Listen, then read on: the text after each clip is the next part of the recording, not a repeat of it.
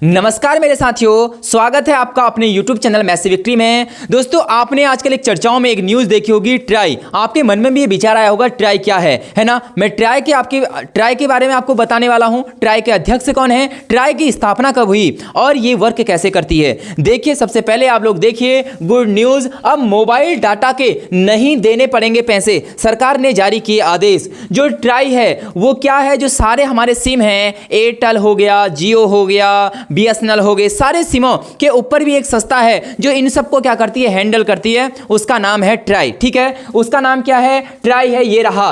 Try का मतलब है telecom regulatory authority of India. इसने अपने आदेश जारी किए हैं। आप लोगों ने देखा होगा, आपके पास अगर किसी के पास कीपैड मोबाइल है तो उन्हें भी क्या, देखिए उनको तो सिर्फ कॉलिंग की जरूरत है, लेकिन जब वो रिचार्ज कराते हैं तो उसमें डाटा भी मिलता है। तो ये कंपलसरी है कि उनको कॉलिंग के साथ साथ डाटा भी कराना पड़ता है ना। और डाटा उनका किसी काम का है नहीं। तो टेलीकॉम कंपनी जो क्या है, ट्राई है, इसने ये सोचा और विचारा और बोला कि हमारे देश में अभी भी कई करोड़ों लोग ऐसे हैं जो सिर्फ कीपैड यूज मोबाइल करते हैं। ठीक है, कीपैड मोबाइल का यूज करते हैं, तो उनके लिए कुछ ना कुछ सोचा जाए। अब जैसे आप 2 से 3 साल, आप 10 साल पहले जाइए, उस समय एक कूपन मिलता था 10 रुपए का।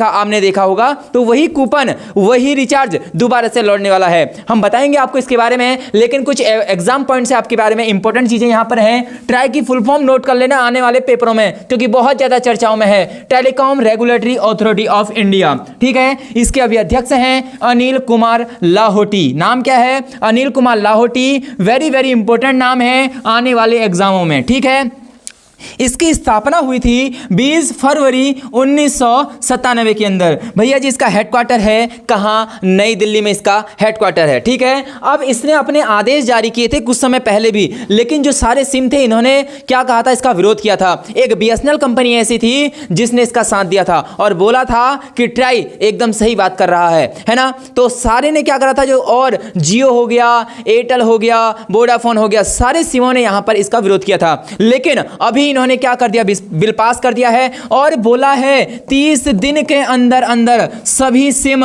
ये प्लान एक्टिवेट कर दें। कहने का मतलब है, अगर वो प्लान देगा तो 365 दिन की वैलिडिटी देगा, है ना। आप लोग क्या करते हैं, रिचार्ज कराते हैं, 1 महीने बाद आपका उसमें कॉल आना भी बंद हो जाती है और जाना तो बंद हो जाती है। तो इन्होंने बोला कि भैया ऐसे मत करो, है ना। इन्होंने बोला 365 दिन का क्या दीजिए, 365 दिन की वैलिडिटी दीजिए। ठीक है, और दूसरी बात इन्होंने बोला कि जो कम से कम रिचार्ज होगा भैया जी, वो कितने रुपए का होगा, 10 रुपए का होगा। आप लोगों को दिन याद आ गए होंगे जब 10 रुपए के कूपन को खरोंचा जाता था, तो मिनिमम जो चार्ज होगा वो कितना होगा, 10। अब मान लो आपको क्या चाहिए, सिर्फ आपको बात करने के लिए चाहिए, तो आप कौन सा रिचार्ज कराएंगे, ओनली बात करने वाला रिचार्ज कराएंगे। अगर आपको डाटा चाहिए तो आप उसके साथ डाटा भी कराएंगे, है ना। जैसे अभी क्या होता है, मान लो 299 में आपको खाली कॉलिंग चाहिए, तो 299 में आपका रिचार्ज करेंगे, वहां पर आपको 2 GB ना पर डे आपको डाटा भी मिल रहा है। अब आपके पास कीपैड मोबाइल है तो आपके डेटा का क्या काम है भैया। तो उन्होंने ये बोल दिया है, साफ साफ ये नियम लागू कर दिया है कि ये कंपलसरी